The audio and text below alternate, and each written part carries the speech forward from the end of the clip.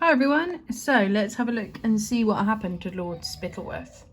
So, chapter 20, Medals for Beamish and Buttons. When King Fred woke next morning, and was informed that his chief advisor had retired at this critical moment in the country's history, he was furious.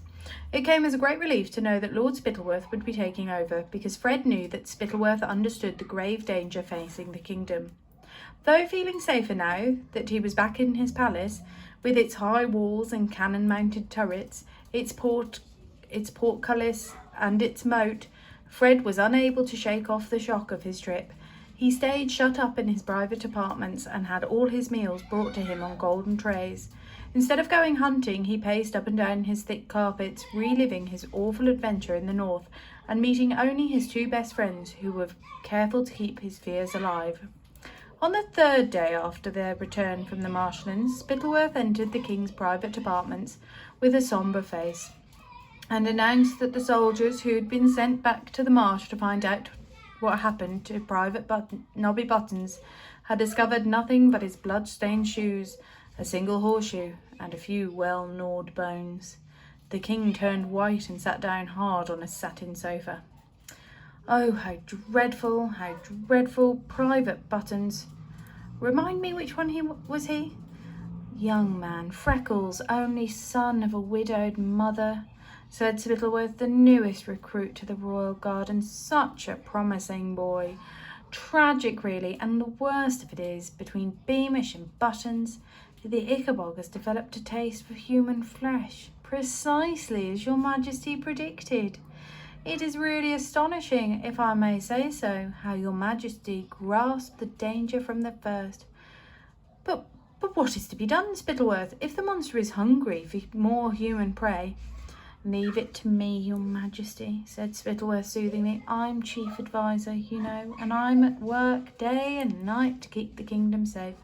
I'm so glad Herringbone appointed you his successor, Spittleworth.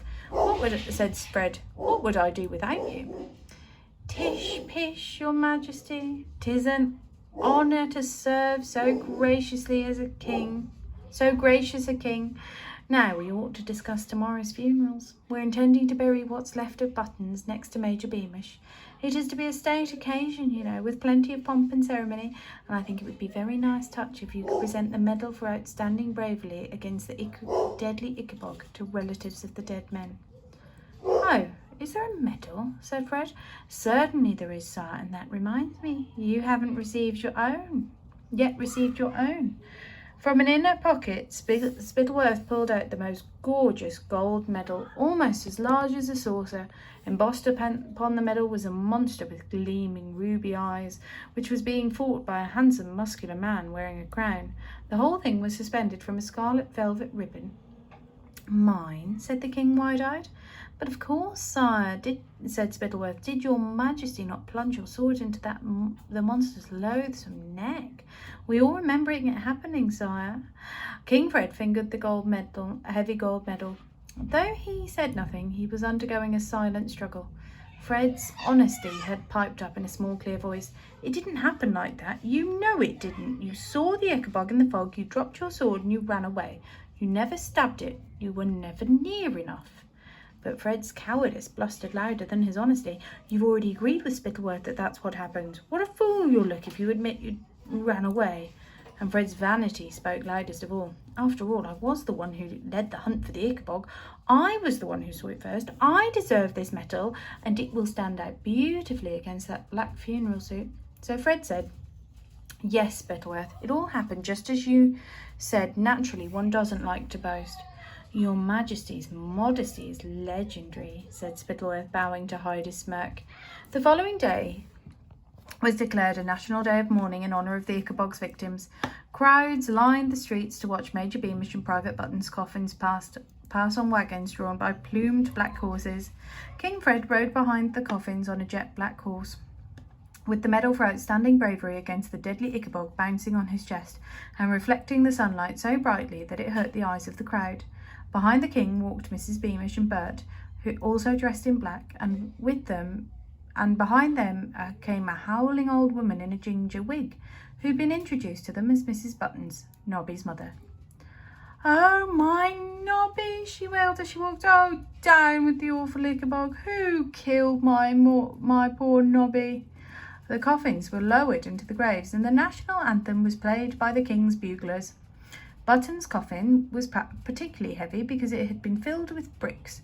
The odd-looking Mrs. Buttons wailed and cursed the Ickabog again, while 10 sweating men lowered her son's coffin into the ground.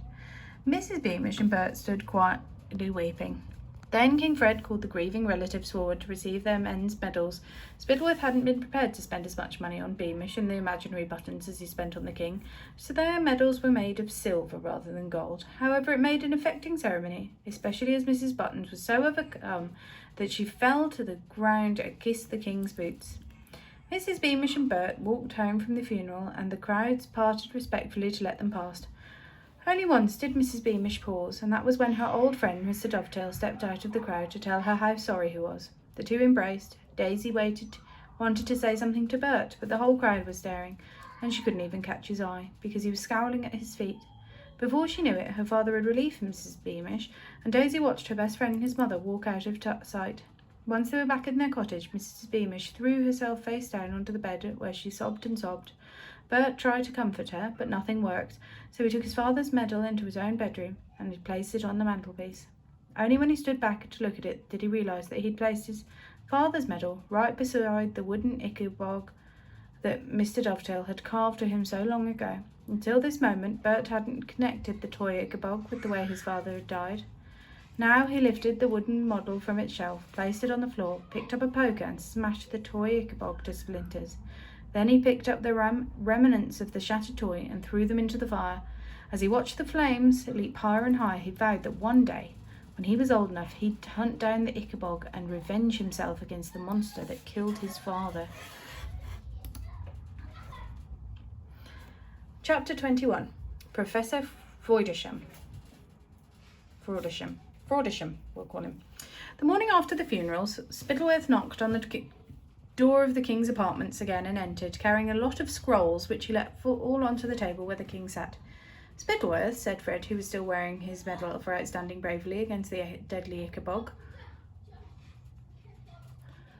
and had dressed in a scarlet suit, the better to show it off, "these cakes aren't as good as usual."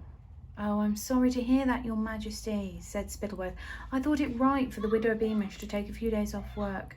These are the work of the under-pastry chef."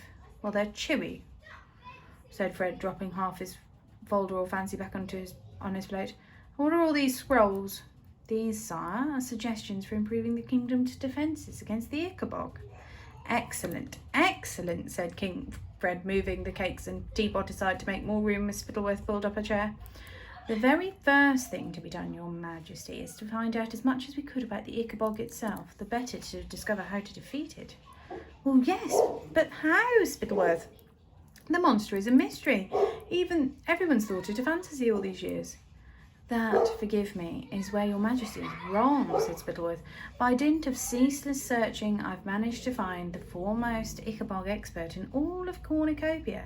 Lord Flapoon is with him in the hall, with your majesty's permission." Bring him in, do," said Fred excitedly. So Spittleworth left the room and returned shortly afterwards with Lord Flapoon and a little old man with snowy white hair and spectacles so thick that his eyes had vanished almost into nothingness. "This, sire, is Professor Freudersham," said Flapoon.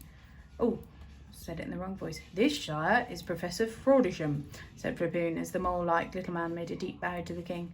"What he doesn't know about Ickabogs isn't worth knowing." Well, that's interesting because fraud, sham. So sham is another word for fraud, or for, we know that for deceiving, a sham.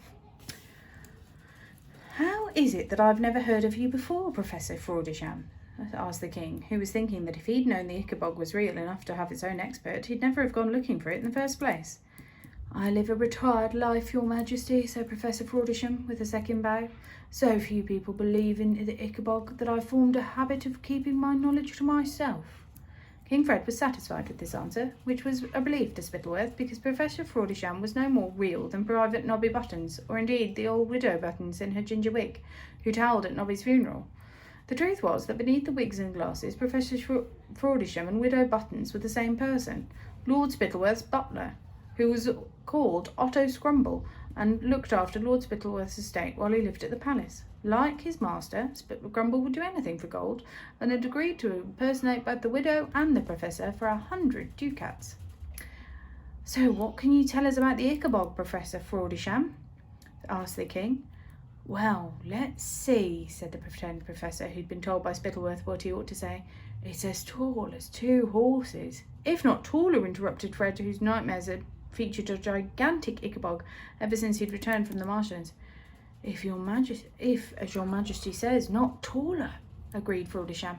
"I should estimate that a medium-sized Ickabog would be as tall as 2 horses, whereas a large specimen might reach the size of, let's see, 2 elephants, suggested the king. 2 elephants, agreed Fraudisham, and with eyes like lamps.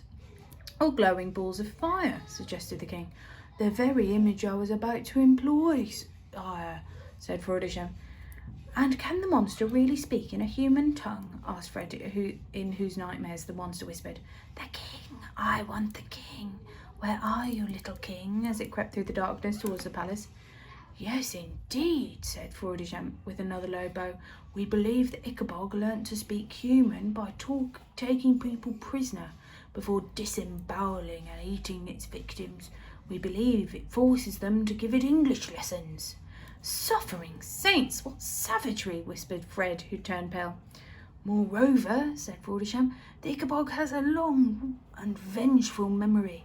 If outwitted by a victim, as you outwitted it, sire, by escaping its deadly clutches, it has sometimes sneaked out of the marsh under cover of darkness and claimed its victims while he or she slept." Whiter than the snowy icing on his half-eaten folderol fancy, Fred croaked, "What's to be done? I'm doomed." "Nonsense, your majesty," said Spittleworth brazenly. "I've devised a whole raft of measures for your protection." So saying, Spittleworth took hold of one of the scrolls he brought with him and unrolled it. There, covering most of the table, was a coloured picture of a monster that resembled a dragon. It was huge and ugly, with thick black scales, gleaming white eyes, and a tail extended in a poisonous spike, a fanged mouth large enough to swallow a man, and long razor-sharp claws.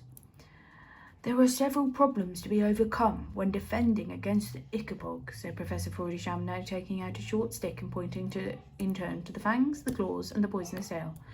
"But the most difficult challenge is that killing an Ickabog causes 2 new Ickabogs to emerge from the corpse of the first." "Surely not," said Fred faintly. "Oh yes, your majesty," said Fraudisham. "I've made a lifelong study of the monster, and I can assure you that my findings are quite correct. Your majesty might remember that many of the old tales of the Ickabog make mention of this curious fact," interjected Spittleworth, who really needed the king to believe in this particular trait of the Ickabog because most of his plan relied on it.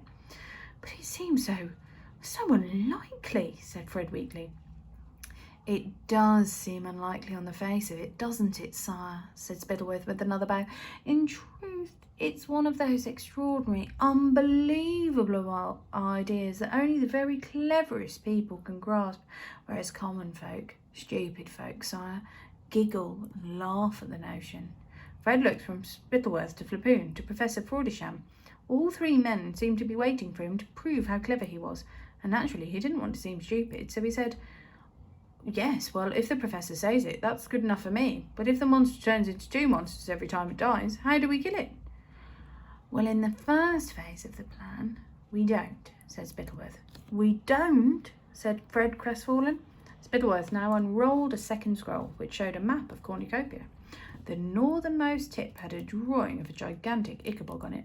All around the edge of the wide marsh stood 100 little stick figures holding swords. Fred looked closely to see whether any of them was wearing a crown, and was relieved to see that none were.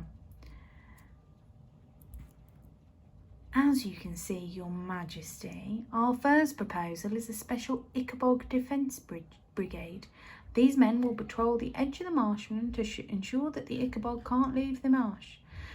We estimate the cost of such a brigade, including uniforms, weapons, horses, wages, training, board and lodging, sick pay, danger money, birthday presents and medals to be around 10,000 gold ducats. 10,000 ducats, repeated King Fred. That's a lot of gold. However, when it comes to protecting me, I mean to say when it comes to protecting Cornucopia, 10,000 ducats is a small price to pay. 10,000 ducats a month is a small price to pay, finished Spittleworth. 10,000 a month? Yelped Fred. Yes, sir, said Spittleworth. If we're truly to defend the kingdom, the expenses will be considerable.